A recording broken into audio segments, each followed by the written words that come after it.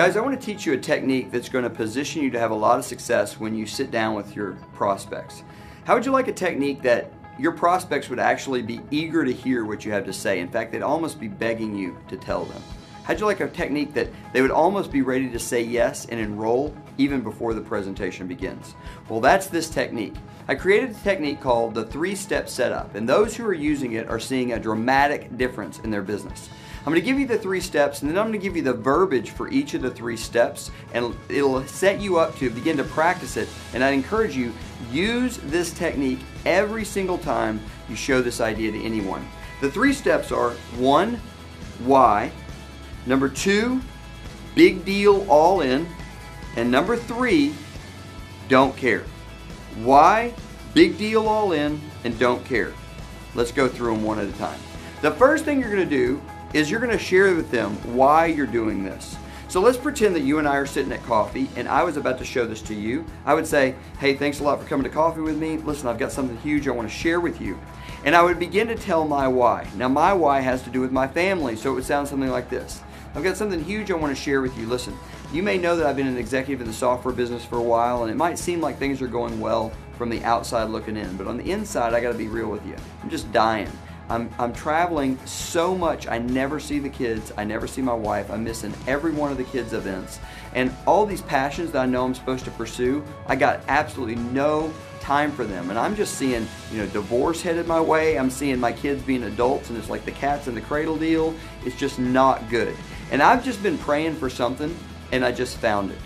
Now, let me back up and break that down. I gave you my why. Now, my why is not going to be your why. I gave you that as an example. Your why could be anything. We have people who are trying to retire and they can't. We have single moms who are tired of dropping their kids off at daycare. We have college students who are tired of burdening their parents with the financial woes of paying for college and want to get that off their back. We have people who, every kind of why, it doesn't matter what the why is, but what it does matter is that you are real, that you are vulnerable, and that you are raw.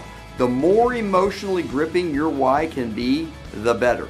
And the last part of this first step is that you need to transition by saying you were looking for something and you found it. I use the phrase, I was praying for something and I found it because I happen to be a person of faith. It doesn't matter, looking for or praying for, either one works just as well. But what we're doing is we're creating a problem in the mind of the listener. Here's my big problem.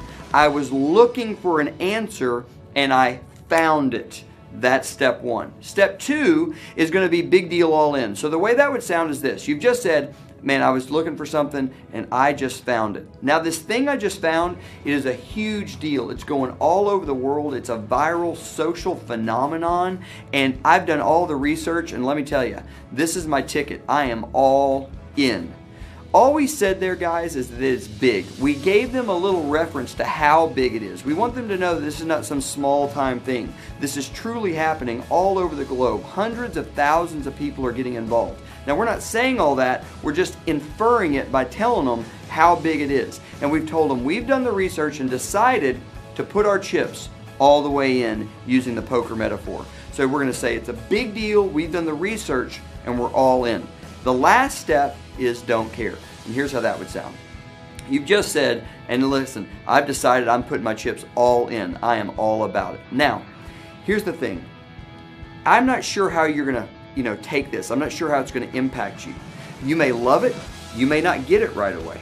All I know is this. You're my good friend. I'm going to put this in front of a bunch of people, and I wanted to give you one of the opportunities to be first. Is that cool?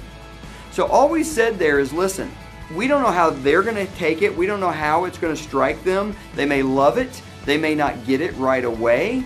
It doesn't matter to us. Let me tell you another good phrase you can use. You can say, listen, it won't affect you and I at all. I'll tell you how that would sound. You could say, listen, now I'm not sure how this is going to strike you. You may love it. You may not get it right away. I want you to know either way is cool with me. It's not going to affect us one bit. All I know is you're my really good friend, and I'm going to put this in front of tons of people, and because we're such good friends, I wanted you to have the chance to be one of the first. Is that cool? That's what the don't care step sounds like. We basically take it away from them. We tell them it's not going to affect us either way, and at the end we say to them, I just wanted you to have the chance to be one of the first. Is that cool? They always say yes. Guys, if you will use this little 3-step setup before every presentation, I don't care if it's a video in a coffee shop or a giant live event, it will dramatically improve your results.